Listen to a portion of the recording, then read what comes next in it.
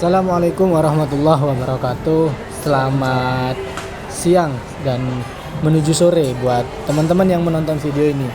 Saya sore ini sedang bersama dengan salah satu penulis hebat, Mas Rianto. Beliau adalah putra asli Madura dari Sampang. Saya juga Madura, Mas. Ya. Saya dari Bangkalan. Oh, Bangkalan.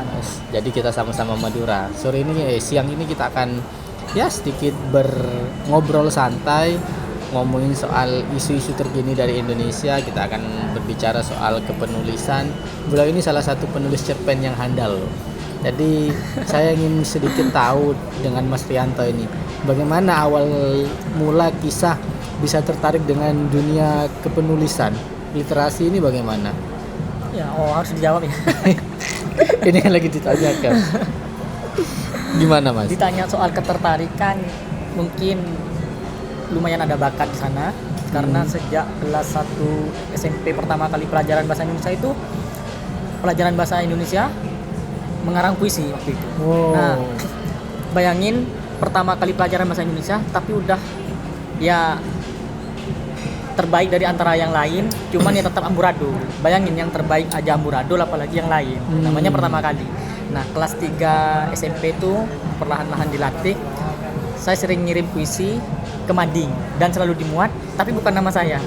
Hamba Allah di sana. Iya, hamba Allah. Hamba Allah. Nah, tapi selalu dimuat di Mading. Itulah ketertarikan dunia menulis, cuman nggak nyangka juga kalau akan nulis novel atau cerpen. Nggak pernah nyangka. Jadi punya jiwa-jiwa puitis itu udah mulai dari bangku sekolah ya. Iya, bahkan puitis banget. Iya, dimulai dari puisi. Bahkan teman yang pacaran saya yang nulis puisi. Saya menerima ini request ngirim surat. Itu ada biayanya nggak? Atau nggak free? Nggak ada. Mantap. Karena saya memang suka nulis, melakukannya dengan suka hati. Jadi siapa yang pacaran, siapa yang nulis perasaannya itu. Nah, ini menarik ya. Yang pacaran siapa, yang meluahkan perasaannya dulu siapa kan di gitu. pesantren begitu kan, kalau kita pacaran kan surat-suratan. Zaman dulu kan, zaman kita di pesantren kan nggak ada HP, masih belum ada Android kan. Jadi ya pakai surat. Dan pakai surat juga komunikasi bisa berjalan dengan baik ya. Ada yang sampai bisa menikah. Apalagi udah ada HP ini, yang udah makin ada HP ini lebih banyak gagalnya kayaknya. Jadi yang udah punya Android smartphone, kalau punya cewek nggak sampai gagal itu ada yang bermasalah dengan HP Anda kayaknya. Mungkin kita kembali ke masa lalu lagi. Cobain deh pakai surat-surat. Cobain pakai surat. Jadi kalau yang udah punya HP terus gagal terus, coba komunikasinya pakai surat. Karena mungkin perjuangannya itu ya yang bisa kita hargai. Mungkin dengan ini kita WhatsApp ke semua orang dengan copy paste kalimat yang sama. Ini kan buaya kalimatnya berarti. Ya bisa jadi. Saking gampangnya komunikasi, kita nggak menghargai satu orang ini. Dulu ngedapetin seseorang itu kan susah. Sekarang kita tinggal milih mau siapa yang inbox, mana yang cocok, mana yang mau diladenin gitu kan. Iya. Nah, ini menarik ini. Sekarang ini kan dunia dunia digital itu udah sangat bebas gitu kan. Kalau kita tadi berbicara soal dulu itu banyak yang komunikasinya lewat surat. Sekarang komunikasi lewat HP.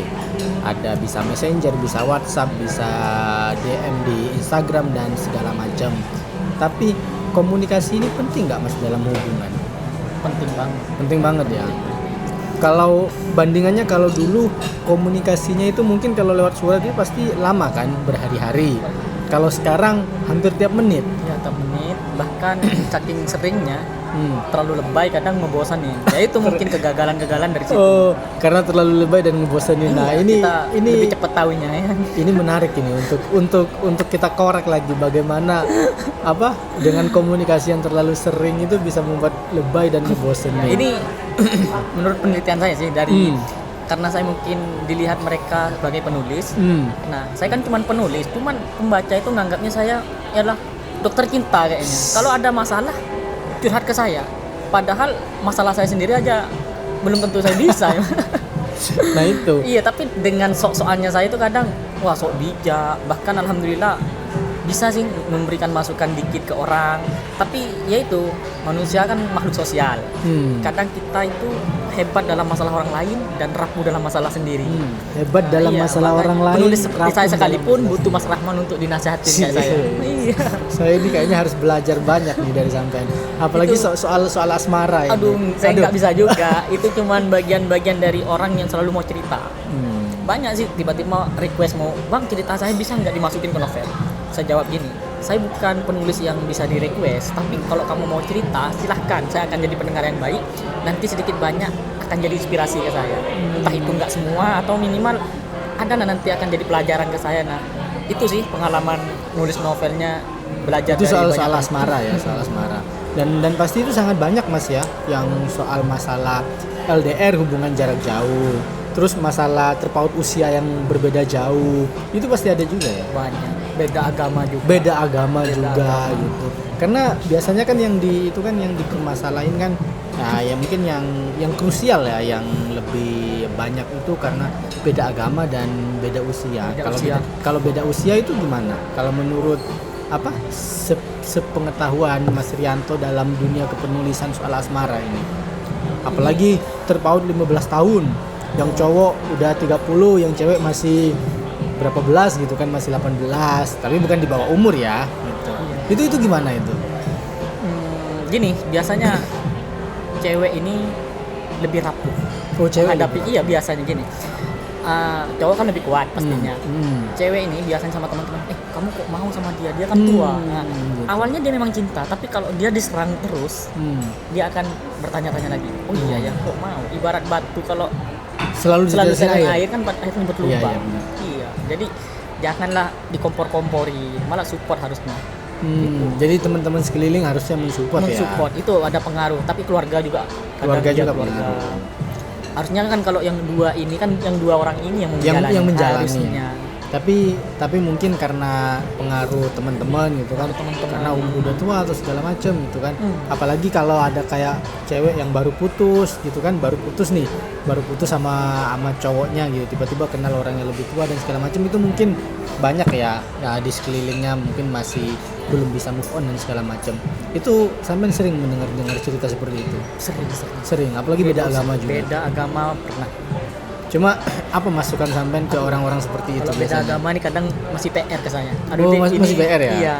Tapi Dari kalau segi yang- hukum, ya saya bilang kalau jangan diterusin. Tapi ya pendapat saya tetap ya pada akhirnya salah satu di antara kalian harus berkorban. Beda Salah agama satu itu harus berkorban. Iya. Nggak boleh.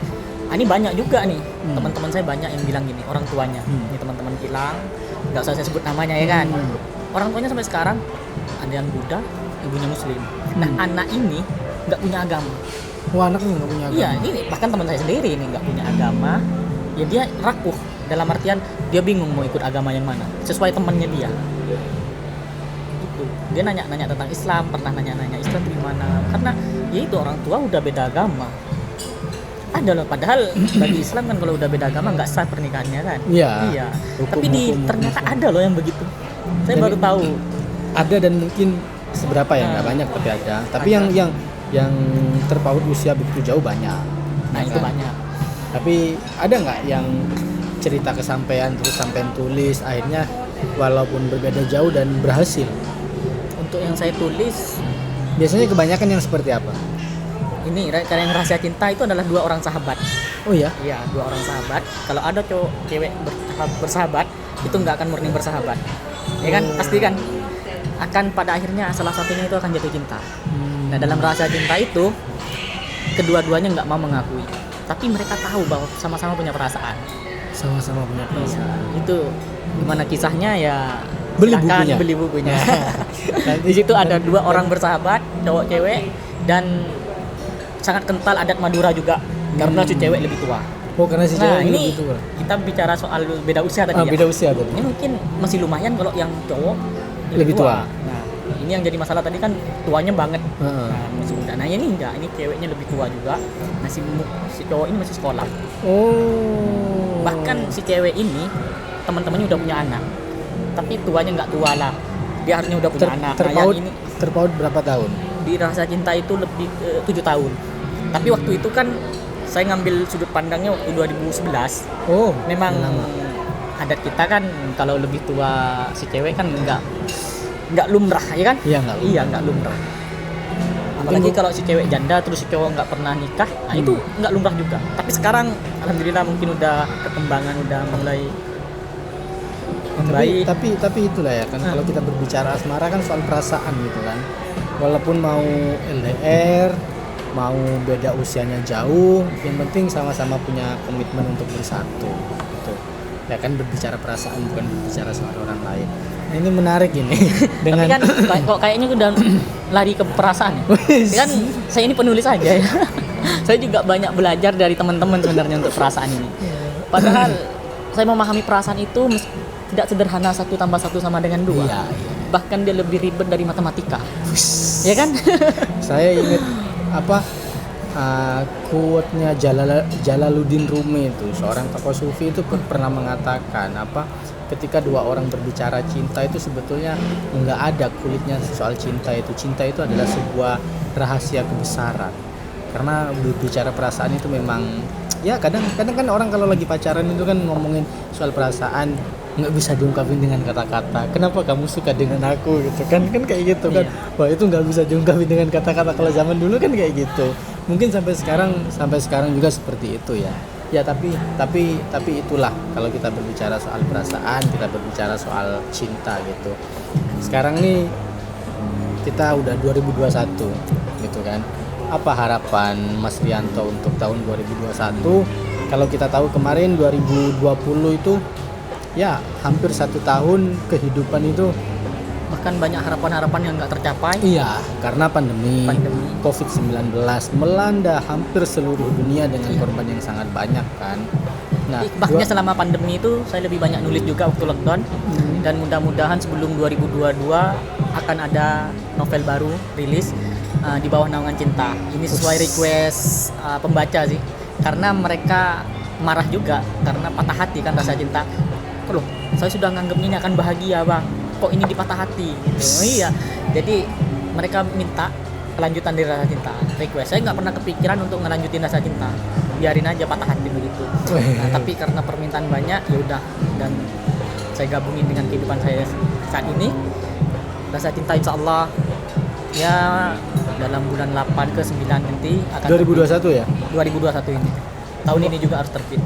Ngomong enggak, harapan untuk 2021 seperti apa? Karena kita melihat selain di dunia kepenulisan ya, kita sama-sama di negeri rantau, di negeri orang. 2020 banyak memberi pelajaran bagi kita semua ya, bahwa selain pandemi, terus banyak juga isu-isu hangat yang terjadi di negara tercinta seperti di Indonesia kita itu kan. Mulai dari sekarang kita beralih pembicaraan ya dari dunia kepenulisan ke isu-isu mutakhir di Indonesia. Mulai dari demo di tengah pandemi, pilkada yang tetap berlanjut di tengah pandemi, karena ketika semua frontliner, semua orang berlomba-lomba untuk menghentikan jangkitan atau penularan COVID-19, ada demo penolakan Omnibus Law, pilkada tetap dilanjutkan, dan yang paling terakhir sekali kemarin itu ada kepulangan Habib Rizik dari Arab Saudi. Itu yang paling terakhir dengan ribuan massa yang menjemput ke bandara.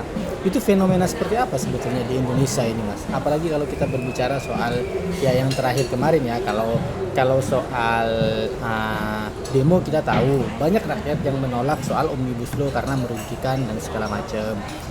Soal pilkada kita juga tahu itu kepentingan politik yang harus terus dilanjutkan, gitu kan. Nah, soal kepulangan Habib Rizik ini, pemimpin FPI yang sekarang juga sama-sama kita tahu 30 Desember kemarin FPI udah dibubarin sama pemerintah. Istilahnya bukan dibubarin ya, kegiatannya dilarang. Dan apa bedanya dengan dibubarin? Nah, itu Dibubarin juga pada akhirnya Itu kan. sebetulnya ada fenomena apa di Indonesia? Aduh, Apalagi rasanya penutup akhir tahun kemarin, penutup yang ada yang bilang ini udah pas, ada yang bilang ini pemerintah harusnya lewat pengadilan dulu gitu. Sebagai orang awam gitu melihat seperti apa? pemerintah tergesa-gesa. Pemerintah Seakan-akan tergesa-gesa. darurat banget FPI ini. Padahal kita baru aja dengar yang ini di Papua yang pesawat dibakar. Oh, itu ya. kemana tentara kok nggak langsung pindah? Kita seakan-akan fokus ngurusin FPI, seakan-akan FPI berbahaya, ya kan?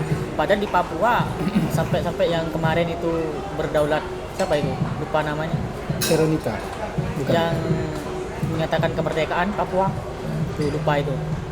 Yang dia ada di luar negeri. Jadi pemerintah terlalu tergesa-gesa ya Iya. menurut sampean. Itu kan alasannya karena izinnya nggak diperpanjang. Itu kan seharusnya kan diperpanjang. Sepemahaman saya, organisasi ormas itu kan nggak izin nggak apa-apa, nanti kan nggak dapat bantuan aja kan. Pernah bilang waktu itu kan, waktu izin itu sebenarnya untuk ormas komunitas itu kan nggak perlu izin sebenarnya. Boleh di negara Indonesia itu nggak boleh izin, nggak izin kan. Cuman kalau izin itu akan dapat setiap tahun kayaknya udah pendanaan. Pendanaan dari pemerintah Iya, gitu ya? iya itu yang saya pahami. Nah, itu waktu pembubaran itu kan tanggal 30 Desember itu. Sehari sebelum penutupan tahun. Dan yang mengumumkan Menko Polhukam, orang Madura, orang sampean itu. Iya, orang Gimana saya ini? itu saya bangga juga sama beliau waktu masih menjabat MK ya kan. Oh, bagus ya. Beliau salah satu tokoh idaman saya. Tapi hari ini kan beliau sendiri yang ngomong, malaikat saja masuk dalam sistem pemerintahan akan jadi iblis. Ya itu mungkin kembali ke beliau sendiri. Ini enggak undang-undang IT enggak ya? enggak karena kan ada jejak digital beliau Iya, kan yang berbicara itulah. seperti itu. Ya mungkin ada yang pro dan kontra dengan pelarangan dan pembubaran FPI dan penangkapan Habib Rizik kalau dari segi awam. dari segi awam dari Mas Rianto sendiri seperti itu.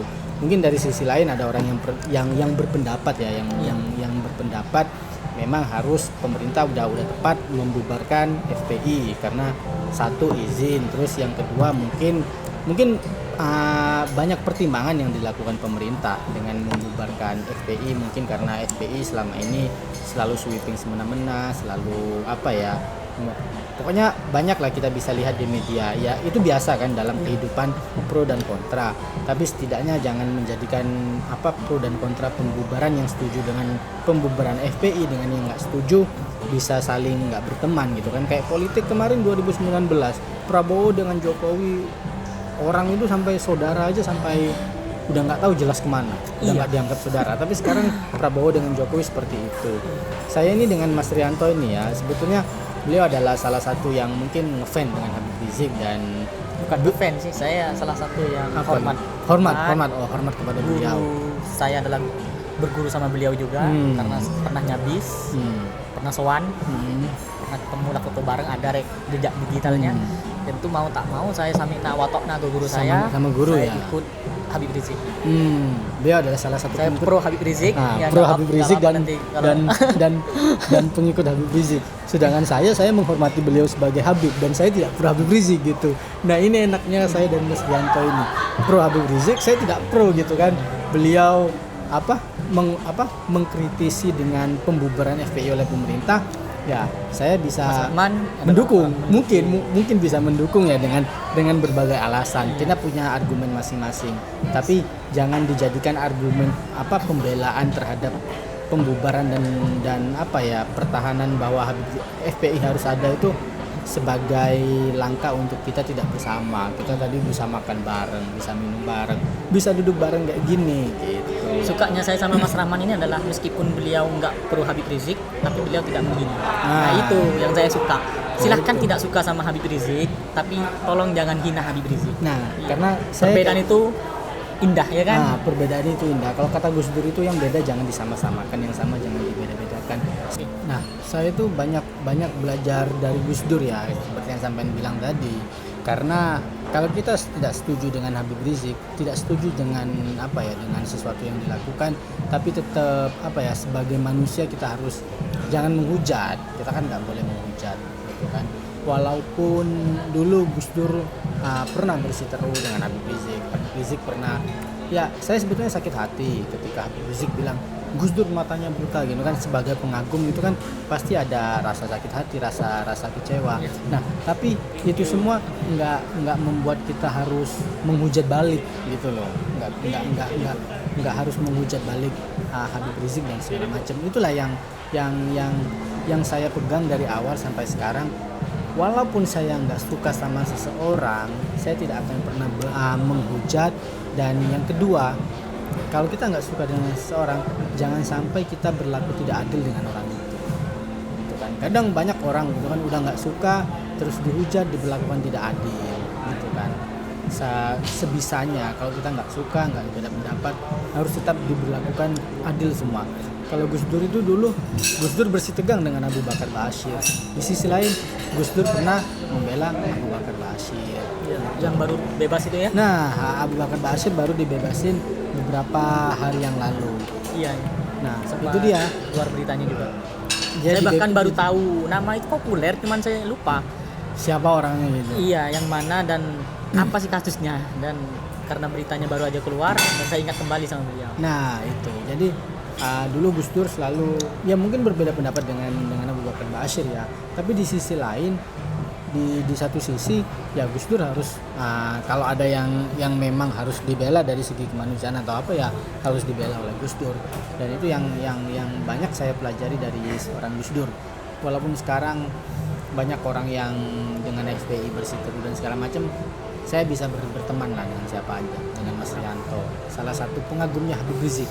Dan saya hormat dengan Habib Rizik tapi bukan pengagum gitu. Saya bahkan mengutip kalimatnya Gus Dur gini, Gimana? perbedaan itu untuk disatukan, bukan untuk disamakan. Wes, Ya kan? mantap. Iya. Iya.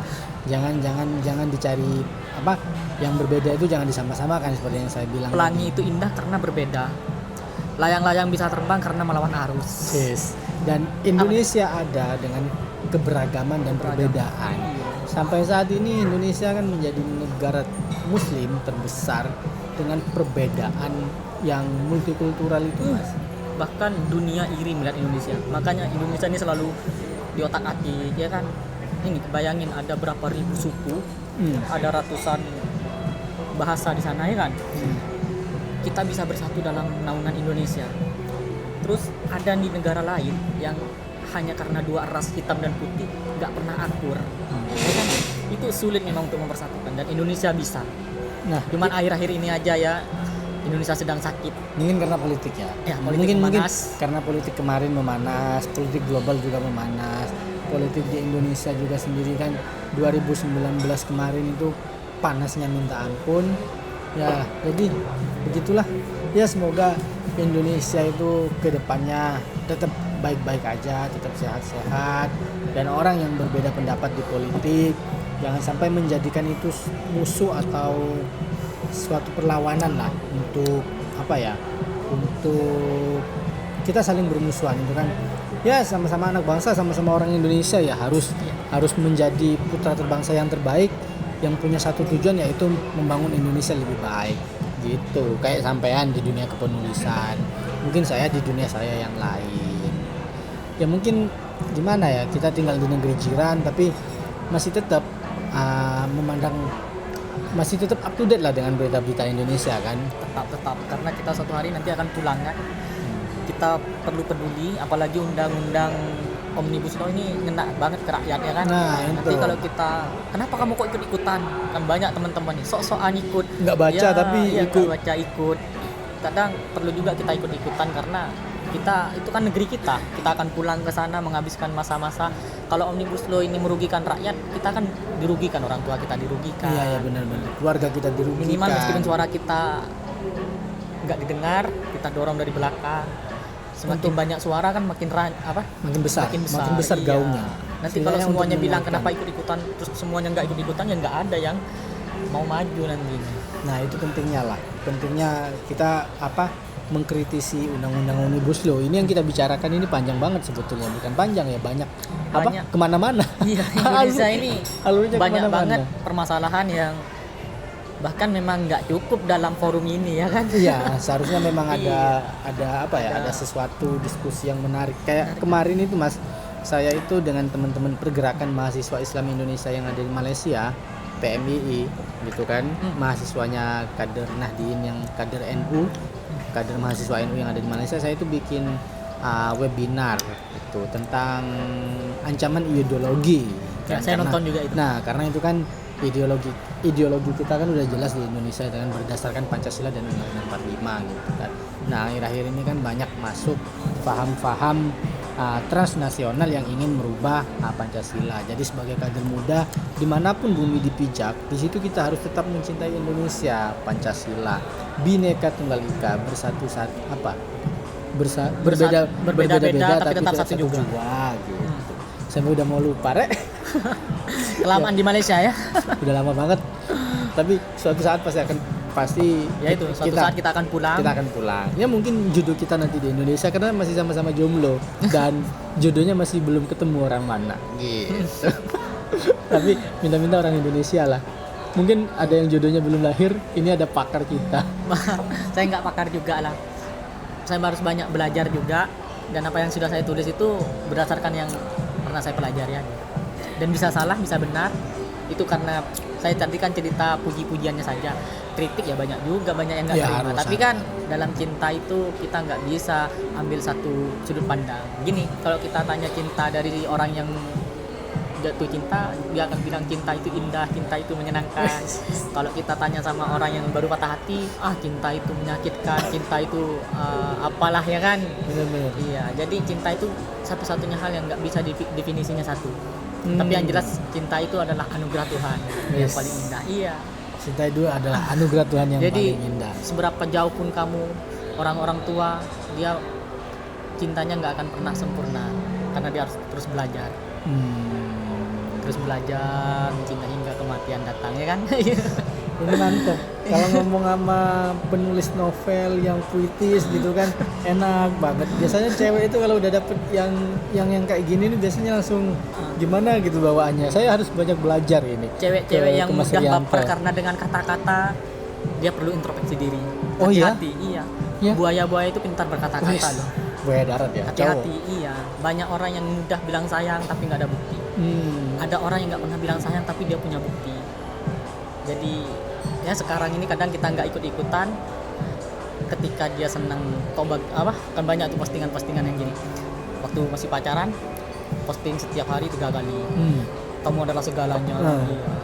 Terus bikin para jomblower itu iri di Facebook ya. Nanti kalau udah putus semua cowok sama. Loh, kita yang nggak tahu apa-apa itu ikut loh. Disamakan masuk bahkan bapaknya masuk. Semua cowok sama. Gitu kan. Awal-awalnya kamu segalanya, nggak ada yang lain terbaik. Ya intinya poin yang saya mau bilang jangan berlebihan mencintai seseorang. Jangan berlebihan mencintai seseorang. Bahkan ada hadisnya itu kan, jangan membenci seseorang berlebihan takut jadi kekasih, jangan mencintai kekasih berlebihan takut jadi musuh. Tapi pantas nggak sih kalau kita menaruh harapan dan punya komitmen yang kuat dengan pasangan, apalagi yang baru kita kenal. Gimana itu? Ya justru itu seni patah hati adalah menaruh harapan kepada manusia. Itu paling sederhana. Patah hati adalah menaruh harapan kepada manusia. Orang yang punya potensi menyakiti kita adalah kekasih kita. Bener nggak? Bener. Iya. Bener. Dia yang punya potensi untuk kapan saja bisa nyakitin kita, hingga patah hati kita kan. Karena dia kapan aja bisa ninggalin kita. Ya, karena pernah ada. Makanya jangan terlalu berharap lah sama dia. Ya, Tetap karena kita doakan. Karena pernah ada yang ngomong itu ke saya lah bahwa jangan menaruh harapan ke manusia gitu, nanti kamu akan sakit. Kalau memang kamu udah serg sama satu orang, taruhlah harapan kepada yang Maha Kuasa. Karena orang yang kamu cintai itu adalah milik Tuhan. Maka mintalah pada yang punya. Bener nggak? Iya. Dan minta kepada Tuhan itu kan tuanya. maha membolak-balikan hati. Ketika hari ini dia tolak, kita doa. Mau apa dia ketika Tuhan membolak-balikan dia kan? Mantap ini. Kamu hari ini pacaran, tapi Tuhan tahu nasib kamu di masa depan akan sama dia apa enggak? Kan enggak? Kita nggak tahu. Jadi kita terus berdoa, bahkan dalam diam tahu-tahu nikah. Ya, alhamdulillah. Banyak tuh teman-teman juga gitu. Harus ini. Kapan yang pacaran? Loh kok ditanya kapan yang pacaran? Emang harus pacaran? Itu tanda tanya sampai sekarang. Nah itu emang harus pacaran. Emang gitu harus kan. pacaran. Yang langsung nikah tuh bagus.